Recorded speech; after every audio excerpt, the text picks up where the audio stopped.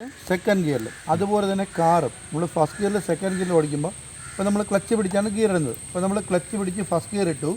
First gear ഇട്ടിട്ട് നമ്മൾ ക്ലച്ചിനെ complete അങ്ങ് വിടരുത്. ക്ലച്ചിനെ ഇപ്പം മൂവിങ് പൊസിഷനാകുമ്പം ഇവിടെ ക്ലച്ച് ഇങ്ങനെ വച്ചുകൊണ്ടാണ് ആക്സിഡൻറ്റ് കൊടുക്കാറുള്ളത്. കണ്ടോ, അവിടെ നമ്മൾ ക്ലച്ച് കൺട്രോൾ ചെയ്യണം.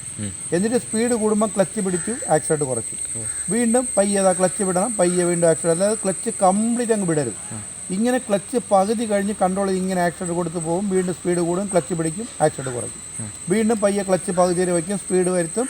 കണ്ടോ, സ്പീഡ് വന്നിട്ട് വീണ്ടും അങ്ങനെ നമ്മൾ ക്ലച്ച് പകുതി കഴിഞ്ഞുള്ള ഭാഗത്ത് നമ്മളിങ്ങനെ പിടിച്ച് ക്ലച്ച് കൺട്രോൾ ചെയ്താൽ കാറും ഇതുപോലെയാണ്. അപ്പോൾ എവിടെ നമ്മൾ സ്പീഡ് കൂടുമ്പോഴും ക്ലച്ചിനെ അങ്ങ് പിടിക്കും, പയ്യെ അങ്ങ് ആക്സിഡൻറ്റ് കുറയ്ക്കും. വീണ്ടും ക്ലച്ചിനെ പയ്യെ വിട്ട് ആക്സിഡൻറ്റ്. അപ്പോൾ ക്ലച്ചിനെ പൂർണ്ണമായും വിട്ട് കളയരുത്.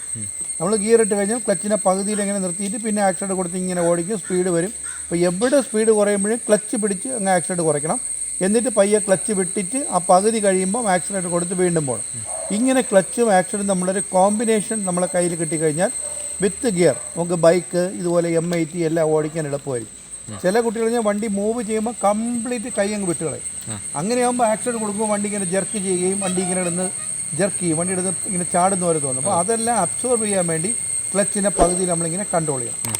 അപ്പോൾ ഇനിയിപ്പോൾ ഞാനിത് വണ്ടിയിൽ ചെയ്ത് കാണിക്കും. ഇപ്പോൾ ഞാൻ വണ്ടി സ്റ്റാർട്ട് ചെയ്യാത്തത്, ഇപ്പോൾ സ്റ്റാർട്ട് ചെയ്യുമ്പോൾ ഈ പറയുന്ന കാര്യം കേൾക്കാൻ പറ്റില്ല, അതുകൊണ്ടാണ്. അപ്പോൾ ഞാൻ ചെയ്ത് കാണിക്കുമ്പോൾ അത് ശ്രദ്ധിച്ചോണം. Okay, close.